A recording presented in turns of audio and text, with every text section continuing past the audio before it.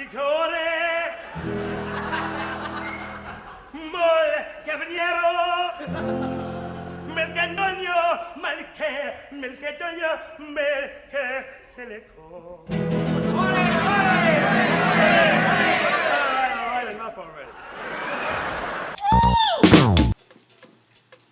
What's going on, everybody, and welcome to another episode of Tunji's podcast. I am your host, Tunji Taylor Lewis. Today, guys, today's title, I believe the working title for this podcast is the reason why I feel like I don't have an excuse not to be successful. This is something that I sort of use to sort of motivate myself because, you know, like acting, in the world of acting and the world of entertainment, you know, is a tough one. It's not always easy to, find motivation to keep going, especially when things can happen where you get super, super discouraged. And so I just thought today I'd sort of share something that I use to, for my mentality, for my psyche, to sort of help me through those times. And that's that, blacks from the past, had it so much tougher than I did, you know what I mean?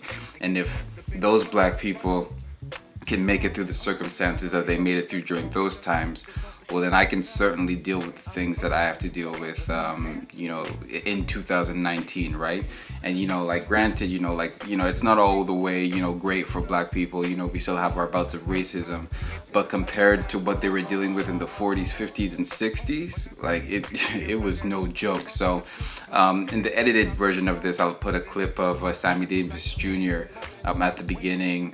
He's one of the people who I look to, and I'm just like, man, if Sammy can make it, then I can definitely make it, because let's first and foremost just talk about the talent of Sammy Davis Jr., right? Like Sammy Davis Jr.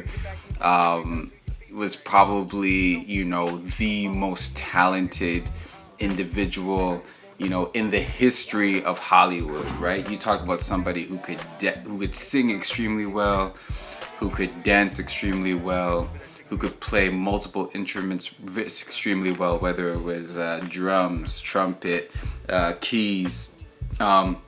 He was also a world-class tap dancer. He was also great with comedy. He was also great with acting. Like, just whatever thing you could possibly conceive in the world of entertainment, this dude, Sammy Davis Jr., was elite at. And the reason why he was as great at these things as he was because of, the racism that he had to deal with. Like, I believe his story was that he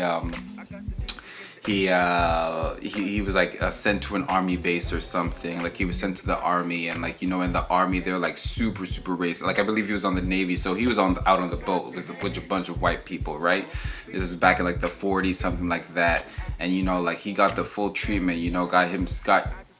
Got painted all over and got beaten, got called all sorts of like nasty things, all of the crazy things that you get called back in the 40s as a black person. He got called those things. And the way that he got, people to ease up on him and stop pressing on him so much was through his talent. And that's always just been such an inspirational story for me. Like, he'd literally perform, when it was time to perform. I don't know what kind of talent shows they'd have on the army base, but anyway, the story had it is when he would perform, the same people who were racist and hateful towards him would be the same people that would compliment him on his amazing talent and his entertainment value. And I just think that that's such an amazing story that through his talent as a black man, he was able to he was able to use that to connect people and to turn that hatred into love.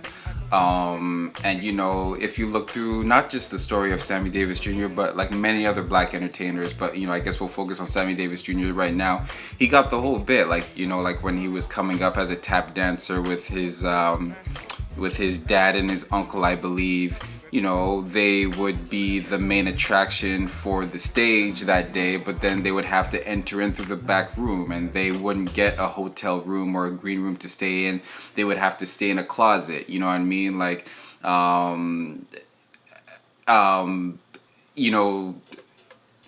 being yelled at things, while he was, like performing on stage, being yelled things out. I'm sorry, having, what am I trying to say? Having things yelled at him from the audience, right? Racist things having yelled at him from the audience as he's entertaining people.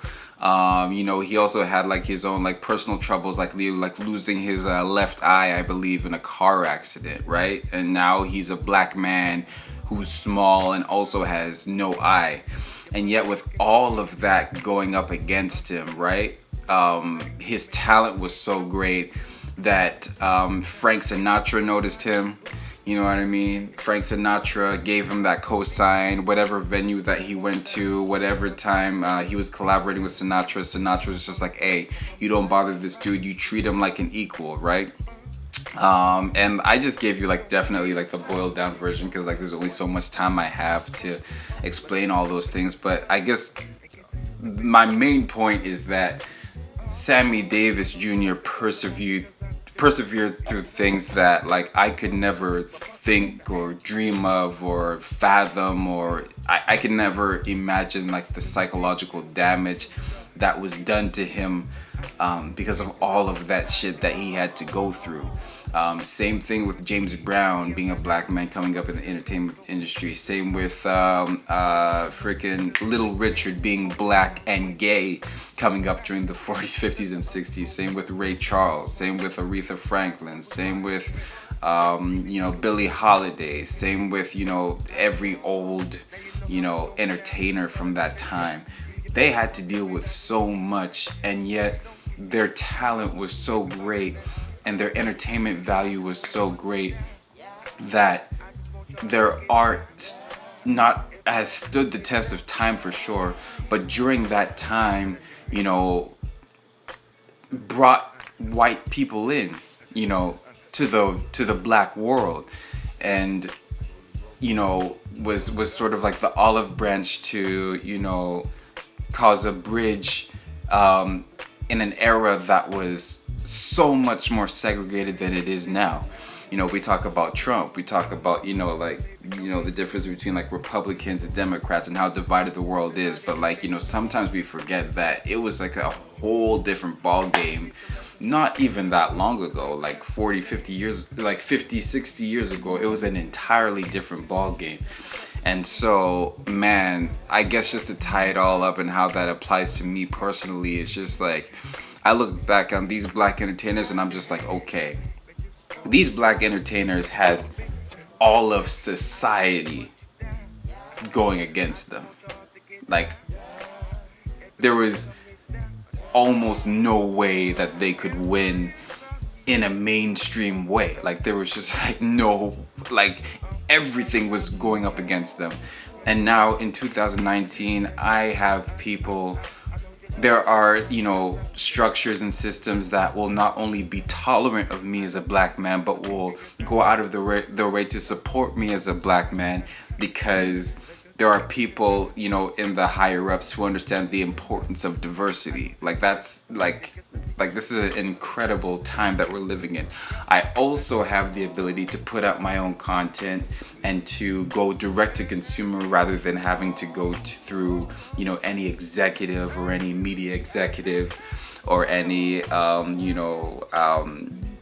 person who will validate my talent and say, yes, you deserve to be, successful or famous or anything like that. I can create my own success. So I have so many more advantages in 2019 than my heroes in the 50s and 60s did back in the day.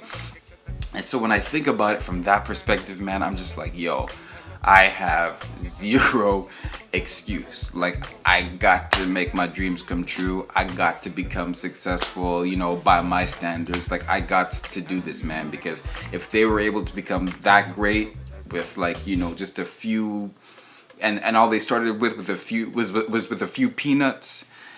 I'm basically starting with a whole buffet right here. I got to make it work. So yeah, that's just sort of my brain dump for today. Hope you all enjoyed it. Thank you so much for those of you who watch even a little bit of this live. Peace out.